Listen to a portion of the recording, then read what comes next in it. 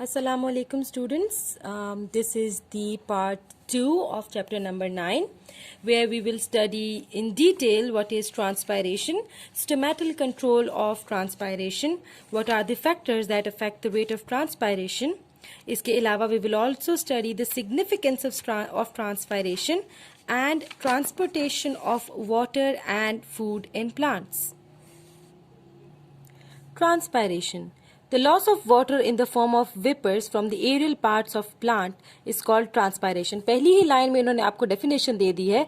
Underline this definition that what is transpiration?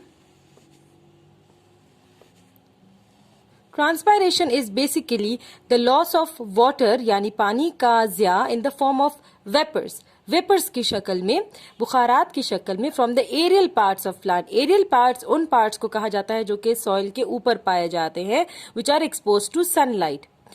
It is called transpiration. Transpiration कहाँ पर होती है? मेनली वो स्पेशल ओपनिंग्स होती हैं जिनके जरिए से ट्रांसपायरेशन होती है. ये स्पेशल ओपनिंग लीव के आउटर मोस्ट लेयर पे मौजूद होती है. लीव की outer most layer of tissues जो है वो एपिडर्मल टिश्यूज होते हैं और एपिडर्मल टिश्यूज में ओपनिंग्स होती हैं which are helping in the transpiration. These openings are called stomata. Leaves में water is present in the xylem tissue.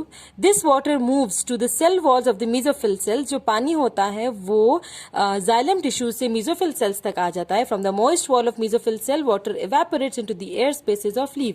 उन moist wall से जो पानी है वो air spaces की तरफ निकल जाता है. These water vapors then move towards the stomata and pass into the outside air. यही पानी air spaces से stomata की तरफ जाता है और stomata के जरिए leaf की surface से बाहर निकल जाता है. इस फिनोमेना को स्टडी करने के लिए हम लीफ का ट्रांसवर्स सेक्शन स्टडी करते हैं.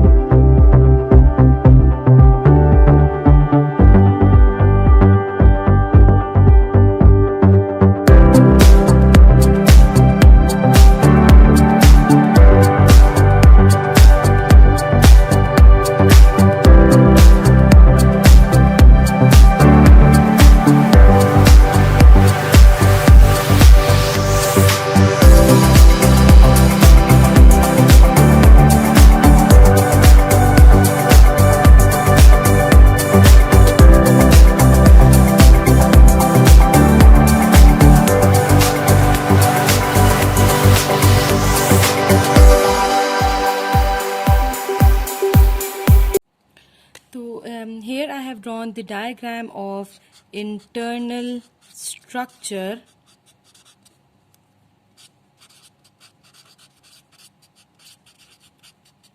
of leaf. यहाँ पे मैंने लीफ की इस स्ट्रक्चर में आपको प्रोमिनेंट करके दिखाया है that this layer, as you can see, this is the upper epidermis. इसी तरह की जो दूसरी लेयर नीचे मैंने बनाई है, this is lower epidermal cells. While ये जो मैंने यहाँ पर सेल्स बनाए हैं ये इलोंगेटेड, एंड दीज सेल्स, इनको कहा जाता है mesophyll cells. And this tube here is xylem tube. While ये जो मैंने बनाए हैं, these are the stomatal opening. This is the structure of leaf. अब पानी की मूवमेंट लीफ में किस तरीके से होती है, पानी की मूवमेंट को स्टडी करने के लिए हम क्या करेंगे, हम ये इस तरीके से स्टडी करेंगे. पानी जो है जाइलम टिश्यू के अंदर मौजूद होता है. लीफ के अंदर ये जो जाइलम की ट्यूब है इसके अंदर पानी मौजूद है.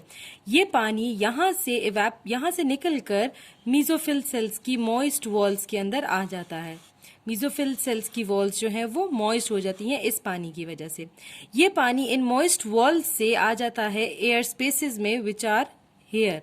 यहाँ पर जमा हो जाता है ये जो एयर स्पेसेस हैं बिटवीन सेल्स, और यहाँ से होता हुआ ये स्टोमेटा की ओपनिंग के थ्रू लीफ से बाहर निकल जाता है. This is the movement of water while transpiration. Now stomatal control of transpiration हम पढ़ते हैं. Transpiration occurs through stomata.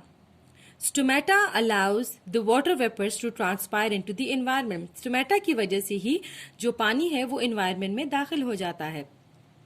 When there is sufficient water, जब काफी पानी जो है वो मौजूद होता है प्लांट में, स्टोमेटा रिमेन ओपन, स्टोमेटा खुले रहते हैं, ये ओपनिंग्स जो है ये खुली रहती है, allowing transpiration to takes place.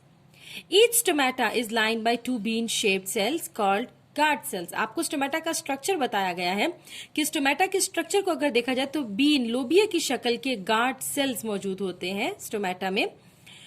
Guard cells are the only epidermal cells which contain chloroplast. This is a very important point. Guard cells इतने एपिडर्मल सेल्स में से, outer most layer of cells में से गार्ड सेल्स वो वाहिद epidermal cells है जिनके अंदर chloroplast यानी कि ये ऑर्गेनेल्स मौजूद होते हैं क्लोरोप्लास्ट नाम के. These are the organelles which help in photosynthesis. Stomata open and close when the turgor pressure of the guard cell changes. अब स्टोमेटा की जो ओपनिंग और क्लोजिंग है वो डिपेंड करती है टर्गर प्रेशर पे. टर्गर प्रेशर आप अपनी पिछली क्लास में पढ़ चुके हैं. टर्गर प्रेशर के ऊपर डिपेंड करती है टर्जिडिटी कब होगी कब नहीं होगी. Stomata open and close when the turgor pressure of the guard cell changes. Stomata open when the guard cells are turgid while it closes when guard cells become flaccid. जब guard cells turgid condition में होते हैं, swelled condition में होते हैं, तो stomata की जो ओपनिंग है वो ओपन हो जाती है.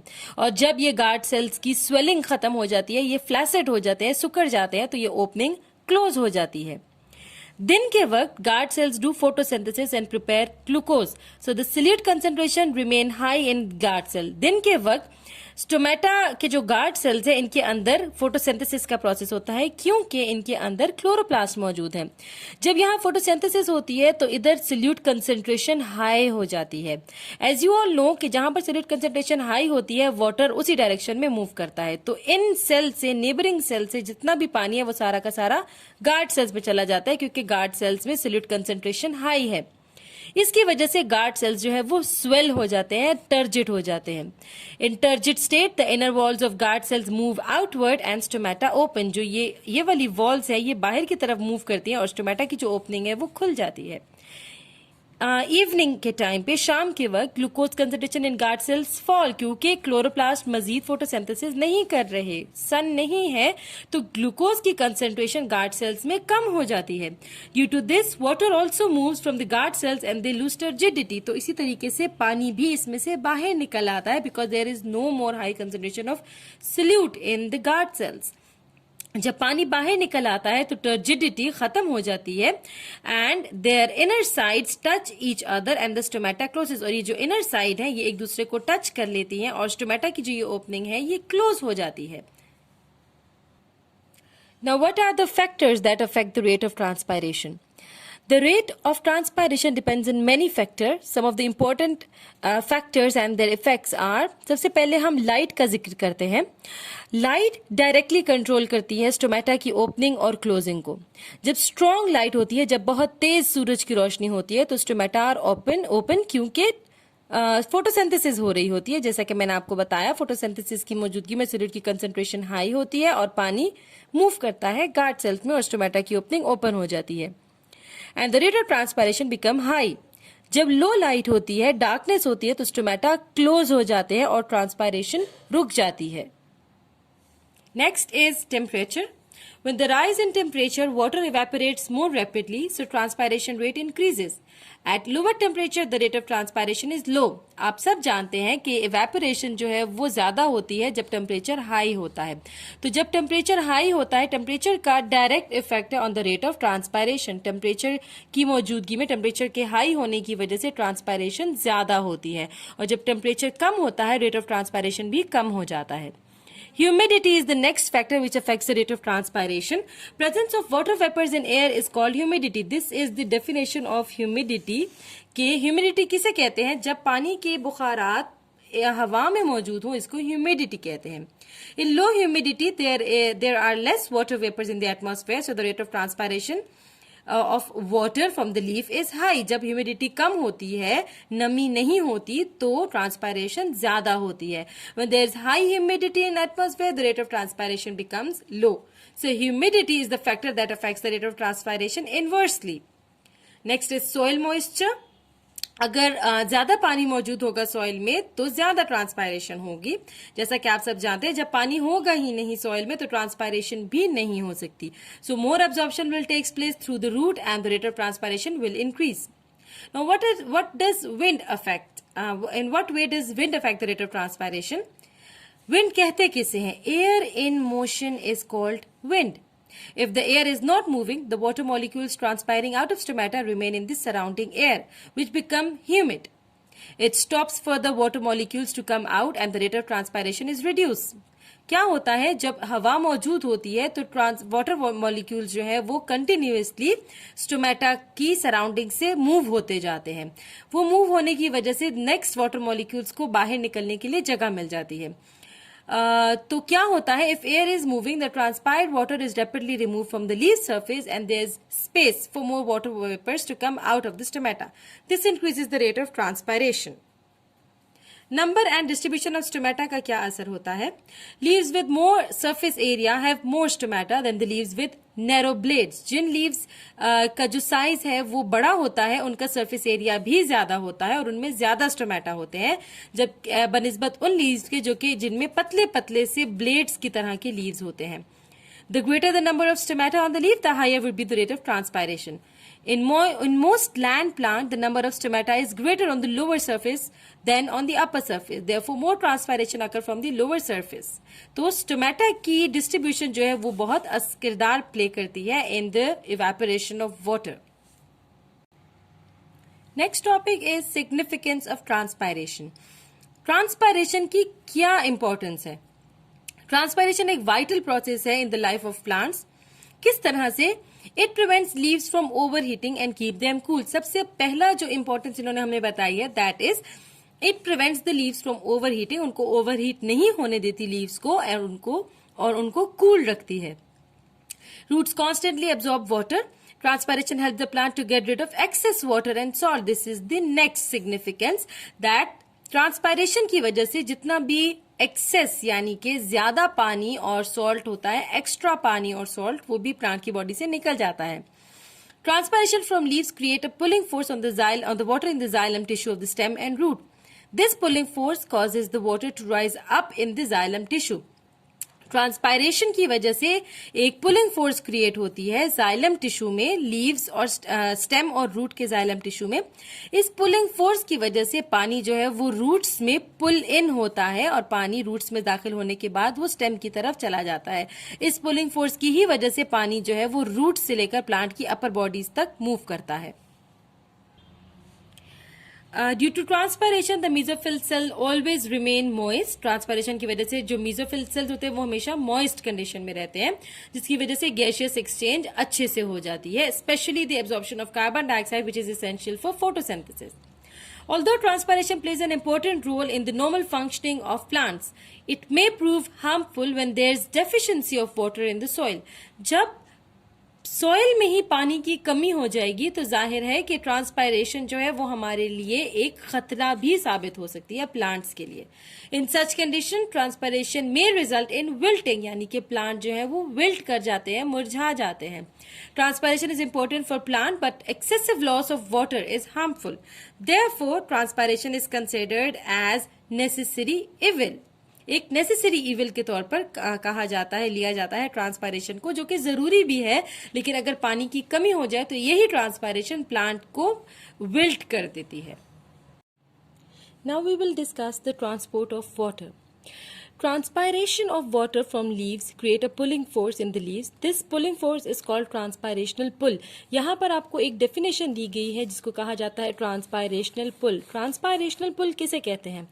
जब पानी की ट्रांसपायरेशन होती है लीव्स से, यानी कि अगर आप इस डायग्राम को देखें, इस डायग्राम में आपको सब एक्सप्लेन कर दिया गया है। लीव्स से पानी की ट्रांसपायरेशन की वजह से जो एक पुलिंग फोर्स क्रिएट होती है उसको कहते हैं ट्रांसपायरेशनल पुल। The transpirational pull occurs when mesophyll cells of the leaves lose water vapors. More water enters in them from the xylem vessel of the leaf. The xylem vessel and leaf are linked with the xylem vessel of the stem and root. जो leaf से जब पानी evaporate होता है यानी कि transpire होता है, तो उसकी वजह से जो जाइलम वेसल है, जाइलम वेसल से मजीद पानी जो है वो आगे की तरफ निकलता है। Xylem vessel of the leaf are linked with the xylem vessels of the stem. Stem की लीफ के जाइलम वेसल, अगर आप इस डायग्राम में देखें, जूम किए गए हैं, लीफ के जाइलम वेसल जो है वो इसी तरीके से स्टेम के जाइलम वेसल के साथ लिंक्ड है, कनेक्टेड होते हैं। There is an unbroken column of water in the xylem vessel. Root के जाइलम वेसल से लेकर स्टेम के जाइलम वेसल और लीफ के जाइलम वेसल का एक अनब्रोकन कॉलम बना हुआ होता है, एक लाइन बनी हुई है विच इज अनब्रोकन। ठीक है, यहां से पानी चढ़ता है और वो स्टेम से होता हुआ इन लीव्स तक पहुंच जाता है। This unbroken water column is mainly due to 3 reasons. 3 वजूहात की वजह से ये जो अनब्रोकन कॉलम है वाटर का, ये इसी तरीके से मेंटेन रहता है। पहला, the attractive forces among water molecules. Water molecules के बीच की अट्रैक्टिव फोर्सेस की वजह से ये जो कॉलम है ये मेंटेन रहता है। Secondly, narrow diameter of xylem vessel, and thirdly the force by which water molecules are adhered to the walls of the xylem vessel. Secondly, xylem vessel के पतले डायमीटर, पतली पतली ट्यूब्स होती हैं, इनकी वजह से, और thirdly the force by which water molecules are adhered to the walls of the xylem. Adhere का मतलब होता है अटैच हो जाना, तो एक फोर्स है जिसकी वजह से वाटर मॉलिक्यूल्स जो है जाइलम वेसल की वॉल्स के साथ अटैच्ड है। तो जब यहां से एक मॉलिक्यूल इवेपोरेट होता है, इस एक मॉलिक्यूल के इवेपोरेट होने की वजह से स्टेम का जो जाइलम वेसल है वो मजीद एक वाटर मॉलिक्यूल ऊपर की तरफ एक स्टेप फॉरवर्ड हो जाता है वाटर मॉलिक्यूल, और इसी तरीके से रूट से एक वाटर मॉलिक्यूल एब्जॉर्ब होता है। तो ये एक कंटिन्यूअस कॉलम है जो कि इसी तरीके से मेंटेन रहता है। When one water molecule moves up in the xylem of leaf, it produces a tension on the entire water column in the xylem of the leaf, stem and root. As a result, the entire water column is pulled upward, और फिर मजीद जो है water column, पूरा का पूरा water column stem और leaves और roots तीनों का जो कनेक्टेड वाटर कॉलम है वो ऊपर की तरफ मूव करता है। Next is translocation of food in plants. Plants में फूड की ट्रांसलोकेशन किस तरीके से होती है? We know that phloem tissue is responsible for the translocation of food among different parts of plant body. The translocation of food in plant was explained by Ernst Munch. Ernst मंच ने, जो कि एक जर्मन बायोलॉजिस्ट थे, उन्होंने 1930 में explain की है ट्रांसलोकेशन ऑफ फूड, जो कि फ्लोएम के थ्रू होती है। He called his explanation as the theory of pressure flow. इसको प्रेशर फ्लो थियरी कहा जाता है। प्रेशर फ्लो थियरी इसको क्यों कहा जाता है? According to this theory, the dissolved food flows from source to sink. इस जगह पे हमारे पास 2 टर्मिनोलॉजीज हैं जो समझने वाली हैं, एक है सोर्स और एक है sink. The sources include photosynthetic tissue. Source उन हिस्सों को कहा जाता है जो कि फोटोसिंथेटिक होते हैं, यानी कि जो फोटोसिंथेसिस कर रहे हैं। For example, mesophyll tissues of leaves and storage tissues, जैसे कि रूट्स। रूट्स या स्टोरेज टिश्यूज को फोटोसिंथेटिक टिश्यू कहा जा रहा है और इनको सोर्स का नाम दिया गया है। जबकि sink are the sites of food utilisation, जहां पर फूड यूटिलाइज हो रहा है। सबसे पहले तो growing tips of root and stem, इन ग्रोइंग एरियाज में फूड की यूटिलाइजेशन हो रही है, तो हम इन ग्रोइंग एरियाज को सिंक कहेंगे। इसके अलावा स्टोरेज टिश्यूज में भी फूड यूटिलाइज हो रहा है क्योंकि फूड स्टोर हो रहा है in the form of vegetables और fruit, so these are also called as sink. Now, in case of pressure flow theory, if you look at this diagram, this is the source, which are also called mesophyll tissues, mesophyll cells. These are the sources, and the food is moved from this source towards the sink. यहाँ पर root को sink कहा जा रहा है। किस तरीके से ये मूवमेंट होती है, उसके लिए इन्होंने आपको 3 स्टेप्स बता दिए हैं। पहला स्टेप जो है उसमें क्या होता है, at the source side food यानी कि sucrose enters the sieve tube of phloem by active transport. Companion cells of the phloem provide ATP energy for this transport. Source वाले एरिया पे क्या होता है कि ये जो सुक्रोज है, जो कि फूड है, जो कि मेसोफिल सेल से फोटोसिंथेसिस की मदद से बनाया है, वो सीव ट्यूब में एंटर हो जाता है। This is xylem, this is phloem and this one is xylem tube. जो फूड है सुक्रोज, वो फ्लोएम ट्यूब के अंदर, सीव ट्यूब के अंदर आ जाता है। ये जो फूड है ये एक्टिव ट्रांसपोर्ट के थ्रू आता है, और जो साइड्स पर कंपेनियन सेल्स आपको नजर आ रहे हैं, these companion cells are providing energy in the form of ATP for this active transport. Due to higher solute concentration in sieve tube than the nearby xylem tissue, water flows into the sieve tube by osmosis. अब यहाँ पर solute की concentration ज़्यादा हो जाती है. इस ज़्यादा concentration of solute की वजह से जो xylem में पानी है वो move करता है towards the sieve tube. By the process of osmosis. Osmosis हमारे पास वो movement है which occurs through a semi-permeable membrane. यहाँ से xylem की membrane को cross करता हुआ phloem की membrane में पानी enter हो जाता है by the process of osmosis. In the next step, due to the movement of water, the turgor pressure of the sieve tube increases and the solution of food flows towards the sink.